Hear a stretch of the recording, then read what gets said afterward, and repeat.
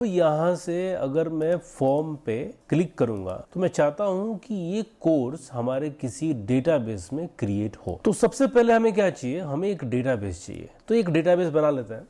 तो ये एक एवियन करके साइट है जहाँ पर कि आप फ्री में बना सकते हैं। अब यहाँ पर मैं MySQL को चूज़ करूँगा। आप कुछ भी चूज़ कर सकते हो, लेकिन कॉन्सेप्ट वही है। और यहाँ पर चूज़ करने के बाद आपको यहाँ पर ये फ्री प्लान आराम से ले लीजिए आप। और ये आपका नाम हो गया डेटाबेस का, क्रिएट फ्री सर्विस। इस तरीके से आपने ये एक डेटाबेस बना लिया। यहाँ पर आप इसका जो URI है, ये इंपॉर्टेंट चीज़ हो गया। आप इसको आप कॉपी कर लोगे और इसको कॉपी करके आप क्या करोगे कि जो आपका .env का फाइल है, यहाँ पर आपने इसको पेस्ट कर दिया। तो अब अगला स्टेप है कि कैसे हम उसको कनेक्ट करेंगे। तो उस डेटाबेस को कनेक्ट करने के लिए हम प्रिज्मा का इस्तेमाल करेंगे।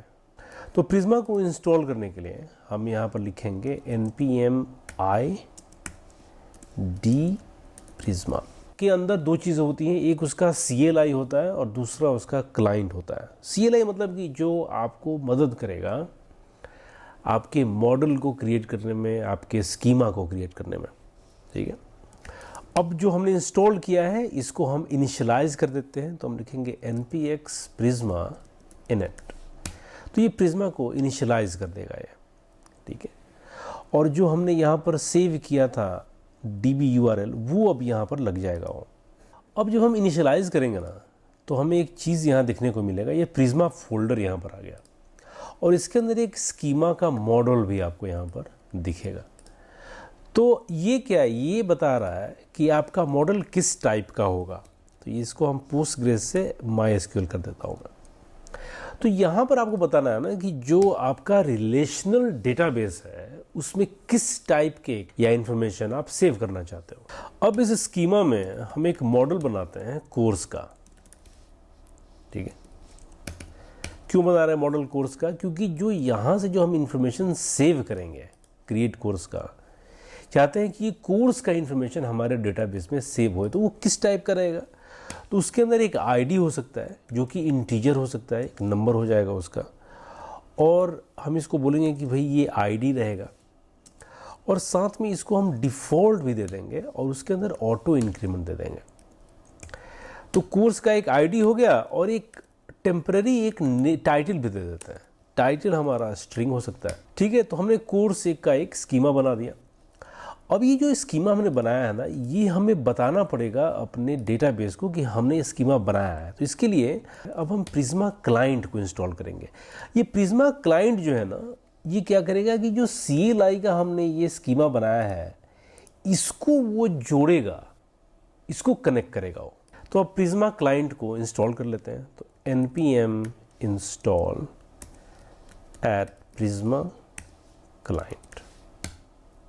ठीक है, तो जब ये हम इंस्टॉल करेंगे ना, तो अब हमारे प्रिज्मा क्लाइंट को इनिशियलाइज करना होगा ताकि वो डेटाबेस के साथ अब ये जुड़े। ठीक है, दो चीज़ यहाँ ध्यान रखना ज़रूरी है।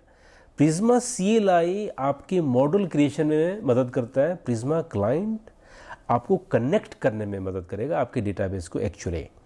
तो जो हमारा लिव का फोल्डर है, इसके अंदर हम एक db.ts फोल्डर बना लेते हैं और यहाँ पर मैं प्रिज्मा क्लाइंट को इंपोर्ट कर लूँगा और उसको एक db कॉन्स्ट में इनिशियलाइज भी कर दूँगा और इसको एक्सपोर्ट कर दूँगा क्योंकि इसी का इस्तेमाल हम करने वाला है। ठीक है, अब जो हमने स्कीमा बनाया था उसको हम जनरेट करेंगे। तो हम बोलेंगे npx prisma generate। ठीक है, ये जनरेट कर दिया।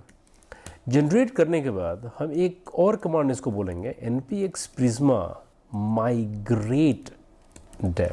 तो इस डेटा को कैसे हम स्टोर करेंगे ये चीज़ हम देखेंगे कि जो ये हमारा क्रिएट का बटन है, इस पे चाहते हैं कि इसके क्लिक पर जो कुछ होए, तो हम इस क्लिक के बटन पर एक फंक्शन लिख लेते हैं जो कि सबमिट का फंक्शन रहेगा। बोलते हैं कि ऑन सबमिट हम एक टेम्पररी वैल्यू बना लेते हैं और उस वैल्यू के अंदर हम एक आईडी दे देते हैं और एक टाइटल दे देते हैं। सोचिए कि जो हम अपने फॉर्म यहाँ पर बनाया, ये टाइटल जो है, ये सोचिए कि वैल्यू है डेमो के लिए। अब हम चाहते हैं कि ये वैल्यू हमारे API पर जाए। तो उसके लिए हम क्या करेंगे, हम यहाँ पर लिखेंगे रिस्पॉन्स, और इस फंक्शन को हम एसिंक बना लेंगे सबसे पहले, क्योंकि इसमें टाइम लगेगा। हम चाहते हैं कि ये एसिंक हो जाए, और बोलेंगे अवेट एक्सियोस। एक्सियोस का इस्तेमाल करेंगे, और एक्सियोस का इस्तेमाल करते हुए बोलेंगे कि भाई देखो एक्सियोस डॉट पोस्ट करो।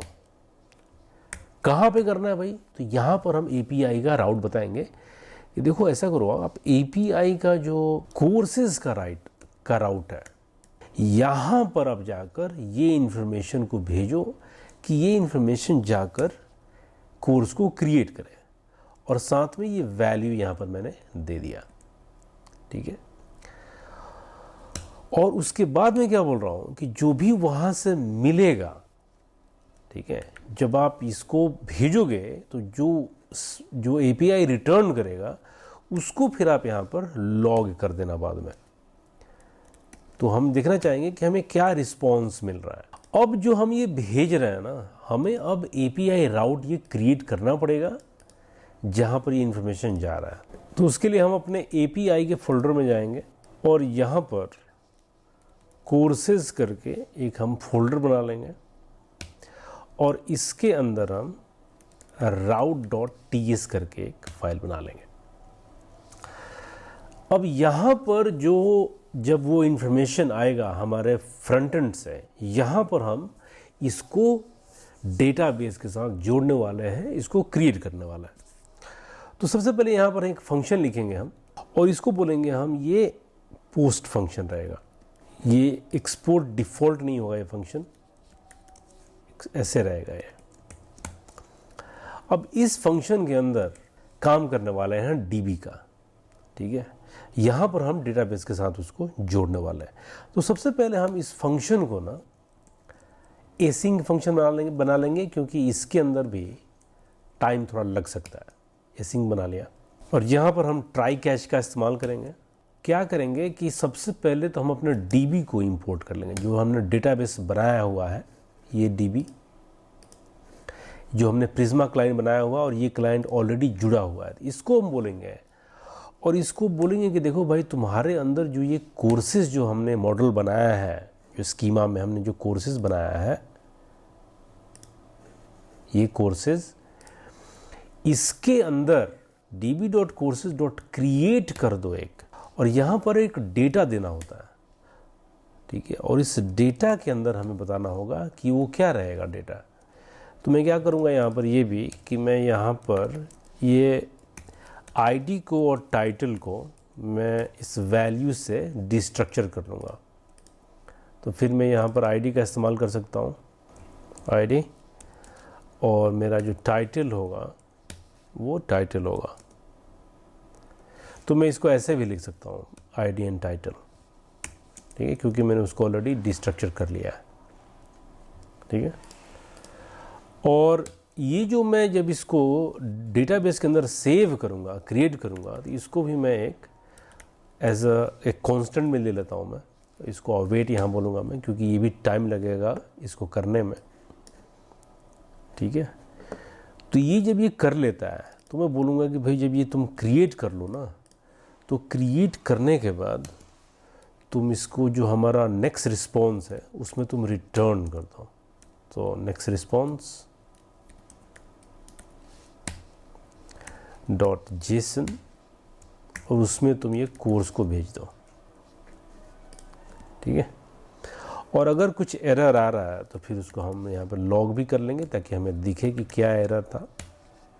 तो एरर मैं यहाँ पर क्या करता हूँ कि ये वैल्यू यहाँ पर एक्सेस नहीं कर रहा, मैं इस वैल्यू को इग्नोर करता हूँ, और यहाँ पर मैं मैन्युअली टेस्ट के लिए कुछ डालता हूँ।